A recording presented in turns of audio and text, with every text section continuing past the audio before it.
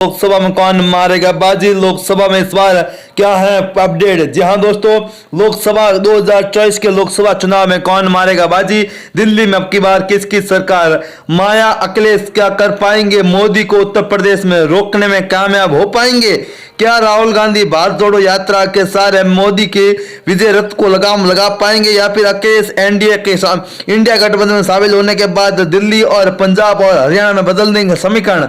तो क्या मोदी अमित शाह की जोड़ी एक बार फिर देश की राजनीति में अपनी परचम लहराते हुए जीत हासिल कर पाएंगे। इन तमाम बड़े सवालों को लेकर, इन तमाम बड़े सवालों का जवाब लेकर हम आपके सामने दोस्तों हाजिर हो चुके हैं। कौन कहां से जीत रहा है। मुलायम मायावती क्या इस बार दोस्तों मुलायम की गैर हाजिरी। जी हाँ दोस्तों, मुलायम सिंह के बगैर चुनाव में क्या इस बार बड़े परिवर्तन कर पाएंगे अखिलेश। दोस्तों पूरी अपडेट दे रहे हैं। सबसे पहले बात करेंगे दादर हवेली की। यहाँ पर 2 लोकसभा की सीट आती है, 2 की 2 बीजेपी के कब्जे में यहाँ पर जाती हुई सीट साफ तौर पर हमें नजर आ रही है। जबकि मेघालय की 2 लोकसभा सीटों की बात करें तो ये भी सीट बीजेपी के खाते में जाती हुई साफ तौर पर हमें नजर आ रही है। कहीं ना कहीं दोस्तों लोकसभा चुनाव में यहाँ पर बड़े बदलाव होते हुए साफ तौर पर हमें नजर आ रहा है और इसी का असर दोस्तों लोकसभा चुनाव में देखने को मिल सकता है, जिसमें कई बड़े बदलाव होते हुए साफ तौर पर नजर आ रहे हैं। पुडुचेरी की 1 लोकसभा सीट की अगर हम बात करें तो एक भारतीय जनता पार्टी खाते में जाती हुई दिखाई दे रही है। जबकि अगर दोस्तों हम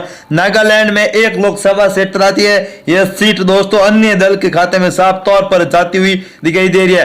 कहीं ना कहीं दोस्तों यहाँ पर बदलते हुए समीकरणों के बीच इस बार दोस्तों बड़े बदलाव होते हुए नजर आ रहे हैं। जबकि अम्बेडकर और हम अंडमान निकोबार की बात करें तो 1 लोकसभा की सीटें आती है, एक भारतीय जनता पार्टी यहाँ पर जीत हासिल करती हुई नजर आ रही है। मणिपुर की 2 लोकसभा सीटों में से एक पर बीजेपी, एक पर कांग्रेस पार्टी के खाते में यहाँ पर सीट जाती हुई दिखाई दे रही है। जबकि आंध्र प्रदेश की 25 लोकसभा सीटों में से 18 पर बीजेपी, 6 पर कांग्रेस, 1 पर अन्य दल यहाँ पर इंडिया गठबंधन के तहत जाता हुआ नजर आ रहा है। जबकि असम की 14 सीटों पर भारतीय जनता पार्टी जीतती हुई हमें साफ तौर पर नजर आ रही है।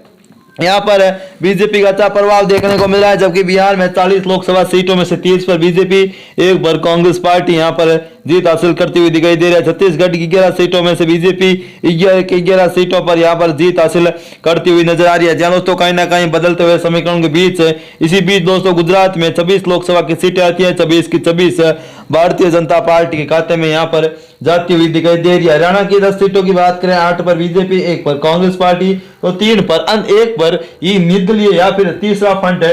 यहाँ पर हिमाचल में भी दोस्तों बड़े बदलाव हो रहे हैं। हिमाचल में वर्तमान में कांग्रेस की सरकार है, लेकिन असर बीजेपी का लोकसभा चुनाव में साफ तौर पर नजर आ रहा है और 4 की 4 सीटों भारतीय जनता पार्टी के खाते में जा रही है।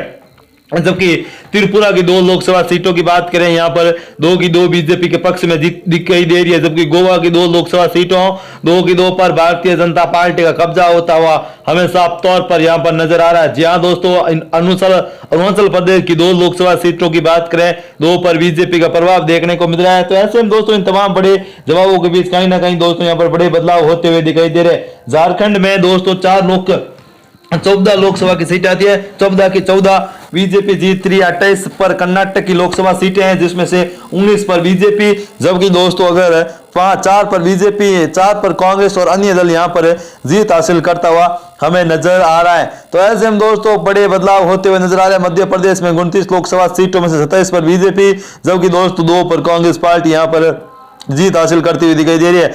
महाराष्ट्र की 48 सीटों में से 35 पर बीजेपी, 2 पर कांग्रेस पार्टी जीतती हुई दिखाई दे रही है। उड़ीसा की 21 लोकसभा सीटों में से 10 पर बीजेपी, तो वहीं 11 पर इंडिया गठबंधन यहाँ पर बाजी मारता हुआ साफ तौर पर नजर आ रहा है। पंजाब में 13 लोकसभा की सीटें आती हैं, जिसमें से 6 पर बीजेपी, जबकि 7 पर इंडिया गठबंधन यहाँ पर जीतता हासिल करता हुआ साफ तौर पर हमें देखने को मिल रहा है। जबकि अगर दोस्तों आगे की जानकारी दे रहे हैं, जिसमें दोस्तों तमिलनाडु आता है, तमिलनाडु 39 सीटों में से 35 पर बीजेपी, 4 पर तीसरा दल यहाँ पर जीत हासिल करता हुआ दिखाई दे रहा है। जबकि अगर दोस्तों जो महत्वपूर्ण क्षेत्र है वो है काफी बड़े क्षेत्र, नाम आ रहा है उत्तर प्रदेश।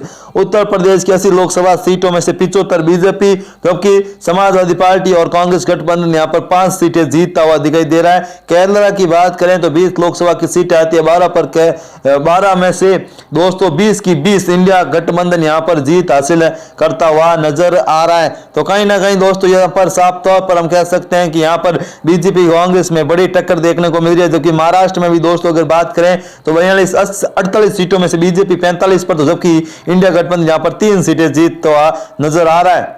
तो साफ तौर पर दोस्तों इन आंकड़ों से जाहिर होता है कि इस बार उत्तर प्रदेश में बीजेपी, उत्तर प्रदेश सहित पूरे देश में बीजेपी का अच्छा प्रभाव देखने को मिल रहा है। और ओपिनियन पोल इस बात की तरफ इशारा करते हैं कि भारतीय जनता पार्टी एक बार फिर लोकसभा और दिल्ली में सरकार, केंद्र में सरकार बनाती हुई दिखाई दे रही है। कहीं ना कहीं दोस्तों बिखरता हुआ विपक्ष इस बात का सफल, जहां दोस्तों बिखरा हुआ विपक्ष को नरेंद्र मोदी वाली बीजेपी लगातार डोमिनेट करती हुई दिखाई दे रही है। और ओपिनियन पोल में भी दोस्तों यही बात इशारा करते हुए साफ तौर पर नजर आ रही है कि उत्तर प्रदेश से लेकर कर्नाटक और उत्तर पूर्व से लेकर पश्चिम तक हर तरफ बीजेपी का दबदबा हमें यहां पर देखने को मिल रहा है। चाहे वो मध्य प्रदेश हो, राजस्थान हो, गुजरात हो, दोस्तों इन तमाम बड़े राज्यों में बीजेपी एक एक कर लोकसभा क्षेत्रों में क्लीन स्वीप करती हुई साफ तौर पर हमें दिखाई दे रही है।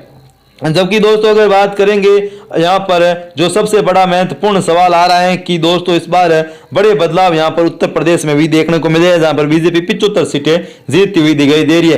तो दोस्तों ये वीडियो कैसा लगा कमेंट करके जरूर बताएं। फिर मिलेंगे नए और फ्रेश वीडियो के लिए, तब तक के लिए जय हिंद, वंदे मातरम। भगवान करे आप सभी का दिन शुभ हो। फिर मिलेंगे एक नए और अच्छे वीडियो के साथ। तो दोस्तों कमेंट करके अपने लोकसभा क्षेत्र का नाम जरूर बताएं।